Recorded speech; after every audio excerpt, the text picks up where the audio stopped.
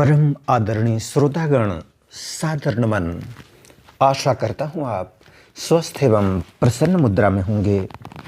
आज आपके समक्ष प्रस्तुत है विषय संस्कार दान, महादान।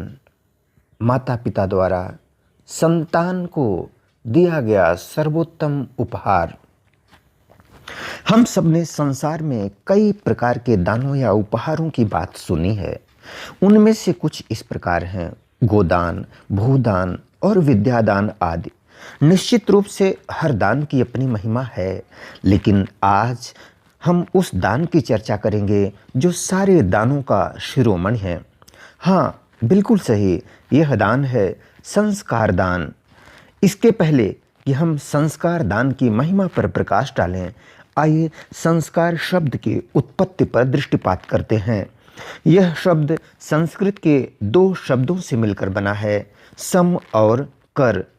सम का अर्थ है अच्छी तरह से सोचा हुआ या योजनाबद्ध, और कर का अर्थ है किया गया कार्य।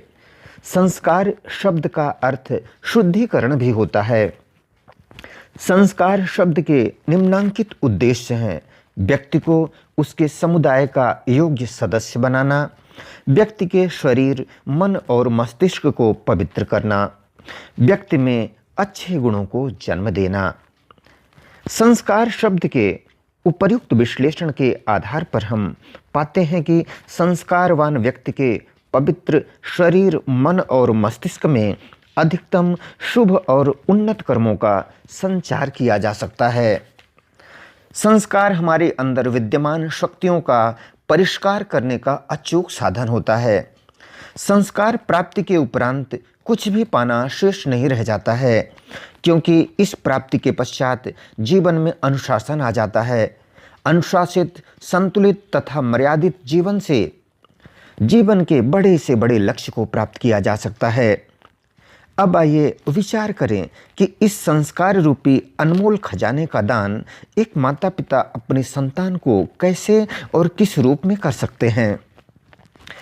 जब शैशव काल में बच्चा बोलना नहीं सीखा होता है, तब कई बार हम स्वयं को अपने कार्य व्यवहार में कम संयमित यह सोचकर हो जाते हैं कि नन्हा सा बच्चा नादान और भोला है, जो कि हमारे क्रियाकलाप से अनभिज्ञ है। पर ऐसा प्रतीत होता है कि बच्चा भोला और नादान तो है ही, उससे कहीं ज़्यादा भोले और नादान हम हैं, जो कि यह भूल जाते हैं कि यदि चक्रव्यूह भेदने की शिक्षा अभिमन्यु को गर्भ में रहते मिल सकती है, तो इस नन्हे बच्चे की आँखें और कान सभी खुले और सजग हैं। अंतर केवल इस बात का है कि वह अभिव्यक्त नहीं कर सकता है, लेकिन आगामी दिनों में अभिव्यक्त करने की सामर्थ्य आते ही इनपुट आउटपुट के रूप में दिखेगा। सब कुछ प्रकट हो जाएगा, बच्चे के संस्कारों से सब कुछ दिखने लगेगा।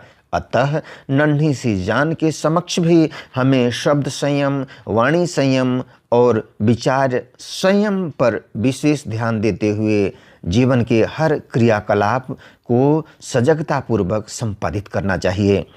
दूसरी बात, जब बच्चे का विद्यार्थी जीवन प्रारंभ होता है, तो उसे समय पर सोने की आदत का अभ्यासी बनाना चाहिए। समय पर जगना तो अपने आप हो जाएगा और उसके जीवन के सारे क्रियाकलाप समय पर होंगे, जिससे वह स्वस्थ, सुंदर एवं सफल इंसान बन सकेगा। तीसरी बात, बालक या बालिका में स्थिरतापूर्वक बैठने का अभ्यास डालना चाहिए। पढ़ाई तो अपने आप हो जाएगी, कभी उसका काम अधूरा नहीं रहेगा। इससे उसमें दिनों दिन आत्मविश्वास, आत्मनिर्भरता और स्वाभिमान की वृद्धि होती जाएगी। ये तीनों अजेय अस्त्र हैं।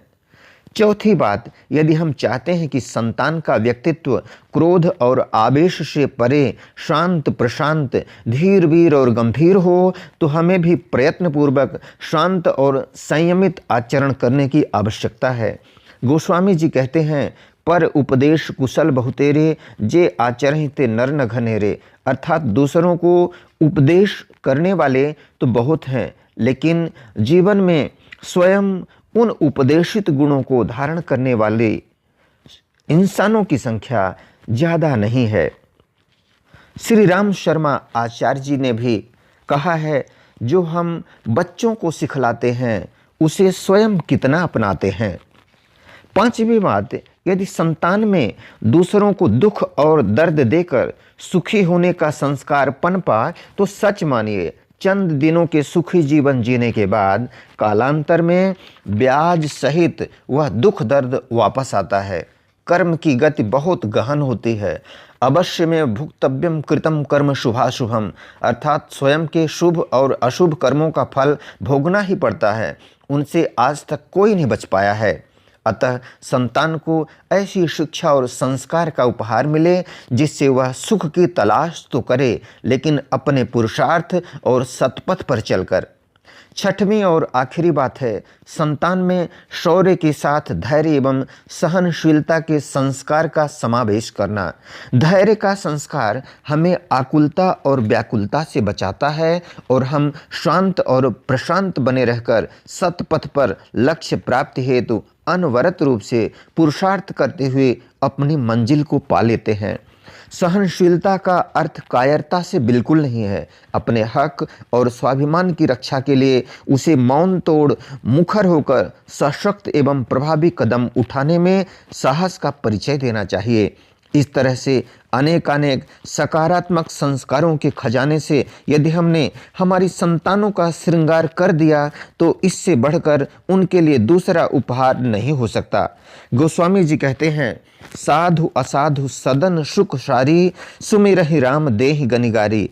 अर्थात साधु या सज्जन के घर में पले बढ़े तोते और मैंने भी श्री राम का सुमिरन करते हैं, वहीं दूसरी ओर असाधु और संस्कार विहीन घर में तोते मैंने, उन घरों के तोते मैंने गिन गिन कर गालियां देते हैं। अतः आइए संतानों को संस्कारों से भरा पूरा वातावरण देकर उन्हें जीवन का सर्वोत्तम उपहार देने के लिए संकल्पित हों। वीडियो देखने के लिए धन्यवाद एवं आभार। जय हिंद, जय जगत। आपका जीवन मंगल